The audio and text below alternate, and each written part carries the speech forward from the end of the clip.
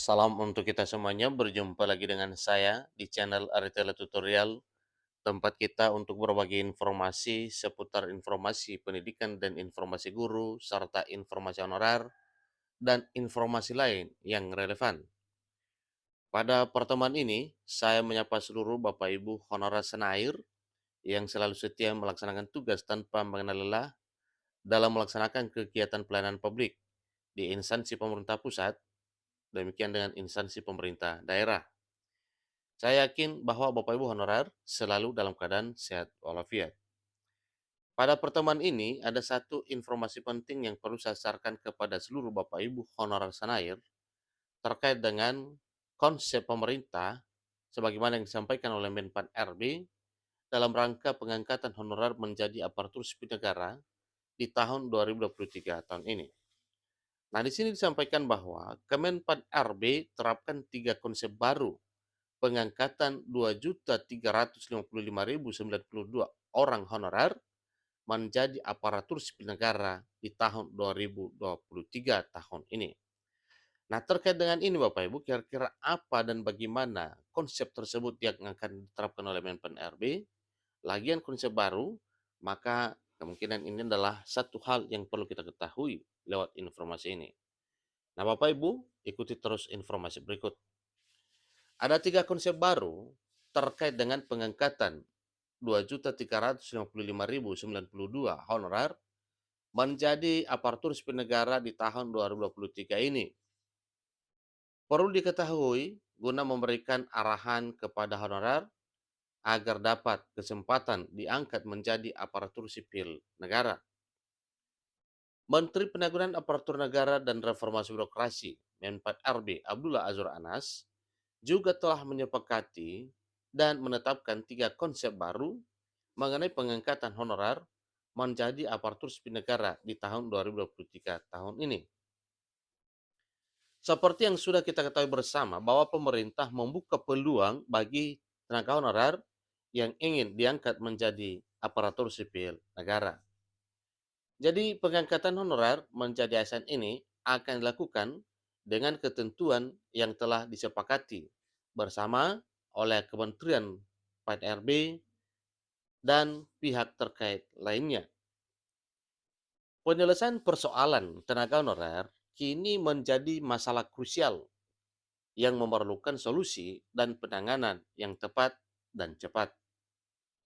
Pasalnya, jumlah honorer saat ini meningkat hingga mencapai angka 2,3 juta orang berdasarkan hasil penataan non-ASN di tahun 2022.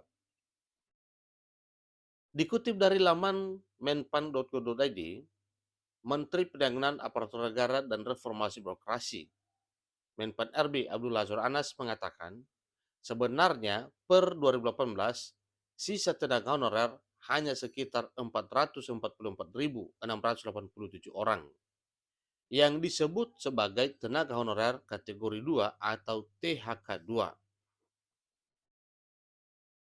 Akan tetapi karena berbagai dinamika dan kebutuhan pelayanan, pengangkatan tenaga non-aparatur sipil negara masih dilakukan yang menyebabkan jumlah pegawai honorer meningkat hingga 2.355.092 orang. Jadi itu data per April per 1 April 2023. 2.355.092 orang tenaga honorer per 1 April 2023. Berarti ini data realnya Bapak Ibu ya. Pada sisi lain, memang tidak bisa dipungkiri bahwa tenaga honorer sangat membantu dalam penyelenggaraan pelayanan publik, termasuk sektor pendidikan dan sektor kesehatan, ujar Anas selaku Menpan RB. Beliau menjelaskan bahwa berdasarkan penataan dan validasi data jumlah tenaga non-ASN terbaru, totalnya mencapai 2,3 juta sebagai data dasar tenaga honorer non-aparatur sipil negara. Pendataan honorer dilaksanakan untuk memperoleh data dan informasi yang valid mengenai jumlah honorer di seluruh instansi.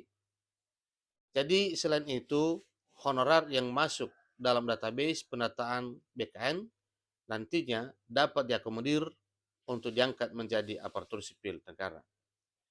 Nah, inilah merupakan satu kabar sukacita untuk seluruh Bapak Ibu honorer ketika hal ini diterapkan nantinya oleh pemerintah melalui Menpan RB. Jadi untuk itu penting bagi seluruh instansi pemerintah untuk mendaftarkan para pegawai honorer dalam database pendataan BKN jika hal ini masih memungkinkan. Sebagai informasi, syarat pendataan tenaga non-ASN adalah sebagai berikut. Sebagaimana yang telah diterapkan pada tahun 2022 yang lalu, yaitu masih aktif bekerja di instansi pendaftar non-ASN. Berikut, mendapatkan honorarium dengan mekanisme pembayaran langsung yang berasal dari APBN untuk instansi pusat dan APBD untuk instansi daerah, dan bukan melalui mekanisme pengadaan barang dan jasa, baik individu maupun pihak ketiga. Kemudian diangkat paling rendah oleh pimpinan unit kerja. Seterusnya, telah bekerja paling singkat 1 tahun pada tanggal 31 Desember 2021, setiap persyaratan ini harus dipenuhi dalam penataan honorer non-ASN. Pendataan ini juga dapat menjadi tameng bagi honorer agar tidak dihapuskan statusnya per 28 November 2023.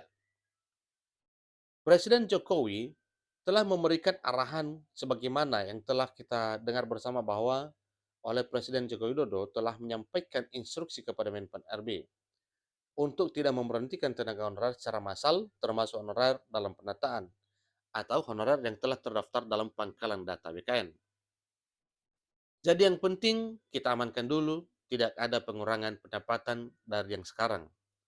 Ini kan semua kan ketakutan ada PHK, pemberhentian, misalnya teman-teman honorer yang di Bawaslu, yang di KPU, sehingga akan mengganggu bagi pelaksanaan penyelenggaraan pemilu, ucap Anas beberapa bulan yang lalu.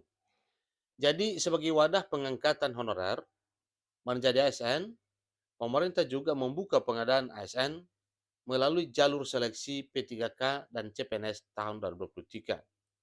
Nah, ini juga sangat lebih baik apabila Bapak Ibu honorer mengikutinya. Dengan demikian, honorer bisa menjadi ASN dengan mengikuti seleksi pengadaan CASN 2023.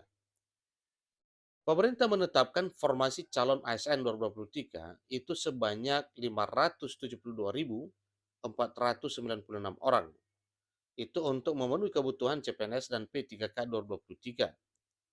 Dengan alokasi 28.903 formasi untuk CPNS dan 543.593 formasi untuk P3K.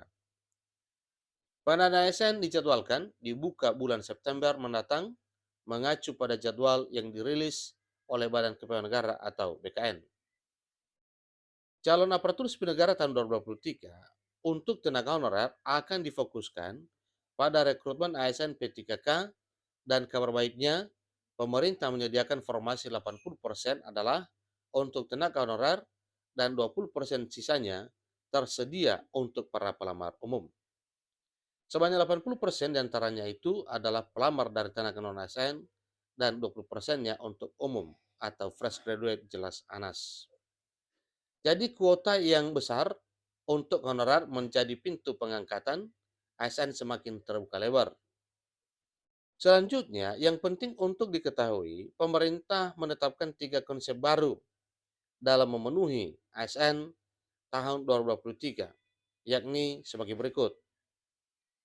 Pertama, positive growth, artinya penerapan skema positive growth ini dalam pengangkatan tenaga honorer diperbolehkan untuk formasi. Kemudian pengangkatan tenaga honorer dengan skema positive growth ini terutama diprioritaskan untuk guru dan tenaga kesehatan. Kemudian zero growth, skema zero growth diterapkan untuk sektor tenaga teknis fungsional, yang artinya jumlah ASN sektor ini tidak mengalami peningkatan. Seterusnya, negative growth. Kemudian untuk sektor tenaga teknis, pelaksanaan akan menerapkan prinsip negative growth. Dengan skema ini, proses rekrutmen untuk tenaga honorer pada sektor teknis akan sangat terbatas. Dengan skema ini, proses rekrutmen untuk tenaga honorer pada sektor teknis akan sangat terbatas, dan itulah informasi mengenai 3 konsep baru yang akan diterapkan oleh pemerintah dalam merekrut ASN di tahun 2023 tahun ini, khususnya dalam hal pengangkatan honorer menjadi ASN P3K 2023. Demikian informasinya, sampai ketemu pada informasi berikutnya. Terima kasih.